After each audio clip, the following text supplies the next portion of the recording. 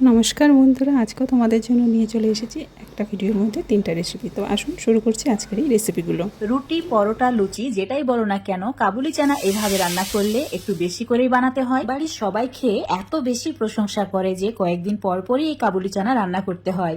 আজকে তোমাদের সঙ্গে দারুণ সুস্বাদু কাবুলি চানার একটা রেসিপি শেয়ার করব। তো কাবুলি চানা পরিমাণ মতো নিয়ে ভিজিয়ে রেখে দিয়েছিলাম 3 ঘন্টার জন্য। আর কাবুলি চানাগুলো ফুলে ডাবল হয়ে গেছে। 2-3 বার জল পাল্টে ধুয়ে নেওয়ার পর কাবুলি চানাগুলো জল ঝরিয়ে একটি কড়াইয়ের মধ্যে নিয়ে নিতে হবে। এখনই কড়াইয়ের মধ্যে 2টি পেঁয়াজ, একটি টমেটো, একটি রসুন, আদা কুচি আর 5টি মতো লঙ্কা দিয়ে দিতে হবে। যেই কাপের মাপ করে কাবুলি চানা ভিজিয়ে রেখেছিলাম, মানে 1 কাপ কাবুলি চানা নিয়েছিলাম, এখন 3 কাপ মতো জল দিয়ে দিয়েছি। এবার এর মধ্যে দিয়ে দিতে হবে হাফ চামচের একটু কম বেকিং সোডা বা খাবার সোডা।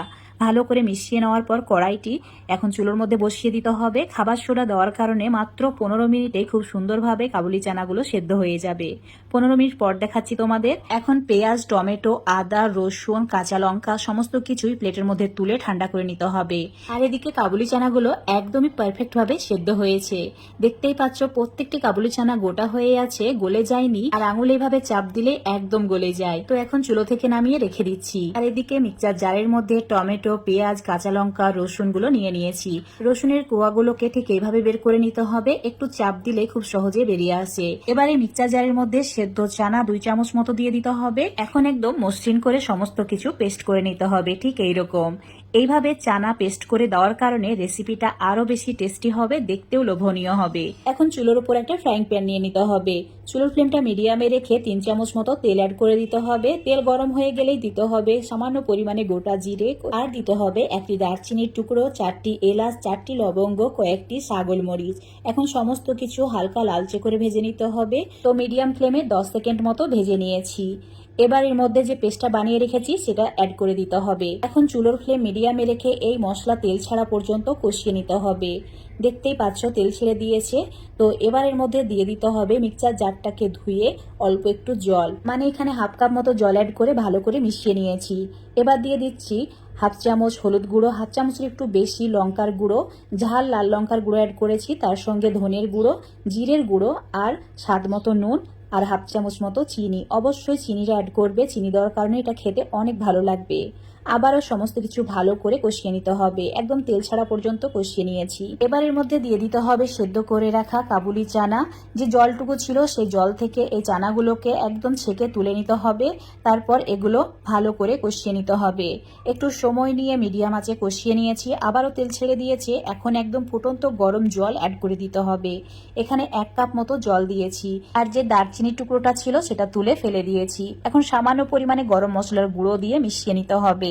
তারপর চুলোর ফ্লেমটা একদম কমিয়ে দিয়ে দিতে হবে 1 মুঠি ধনেপাতা কুচি। তোমরা চাইলে না দিতেও পারো। এটা এইভাবেই থাক। এখন গ্যাসের অন্য চুলোয় একটা ফ্রাইং প্যানে 1 চামচ মতো তেল নিয়েছি, তাতে কয়েকটি রসুনের কোয়া কুচি করে কেটে অ্যাড করেছি, আর একটি শুকনো লঙ্কা। একদম লালচে করে ভেজে নেওয়ার পর চুলোটা অফ করে দিয়েছি। সামান্য পরিমাণে কাশ্মীরি লঙ্কার গুঁড়ো মিশিয়ে নিয়েছি। এখন এটা এই ফ্রাইং প্যানের মধ্যে ঢেলে দিতে হবে। তারপর চুলোটা অফ করে ঢাকা দিয়ে দিতে হবে কিছু সময়ের জন্য। তোমাদের 5 মিনিট পর দেখাচ্ছি। দেখতেই পাচ্ছ দারুণ হয়েছে। এই রেসিপিটা রুটি, পরোটা, লুচি যেটাই বলো না কেন দুর্দান্ত লাগে। এত বেশি সুস্বাদু যে বারবার রিকোয়েস্ট করবে এইভাবে বানিয়ে খাওয়ানোর জন্য। আজকের এই রেসিপিটা ভালো লাগলে অবশ্যই কমেন্ট করে দেবে, আর বাড়িতে একবার ট্রাই করে দেখবে, তারপর লাইক শেয়ার করে দেবে। পরের রেসিপিটা হলো সবার প্রথমে আদা, কাঁচা লঙ্কা আর পেঁয়াজগুলোকে এইভাবে মিক্সিতে গ্রাইন্ড করে নিতে হবে। তারপর আমরা সয়াবিনগুলোকে ভিজিয়ে রেখেছিলাম, সেই ভিজে সয়াবিনগুলো জলটা ছেঁকে নিয়ে এভাবে মিক্সিতে গ্রাইন্ড করে একসাথে মিক্স করে তার মধ্যে কিছু অল্প একটু ছানা, তার মধ্যে সেদ্ধ করা আলুটাকে গ্রেট করে নিতে হবে, একটু ছাতু, ময়দা আর মশলা, লবণ, জিরে গুঁড়ো দিয়ে একটু কাশ্মীরি গুঁড়ো লঙ্কা, ধনেপাতা ছিটিয়ে এইভাবে তেলের মধ্যে ফ্রাই করে নিতে হবে। তো এইভাবে তোমরা সয়াবিনের চপগুলোকে দইয়ের মধ্যে সাম্বার দিয়ে খেতে পারো। এরপর হচ্ছে পরের রেসিপিটা। সবার প্রথমে সাবুগুলোকে আমরা ভিজিয়ে রেখেছিলাম 3 থেকে 4 ঘন্টা। এরপর সাবুগুলোকে আমরা একটু গরম জলের মধ্যে হালকাভাবে ফুটিয়ে নিব। তারপর সেগুলোকে একটা আলাদাভাবে পাত্রে রেখে দেবো যাতে জলটা ঝরে যায়।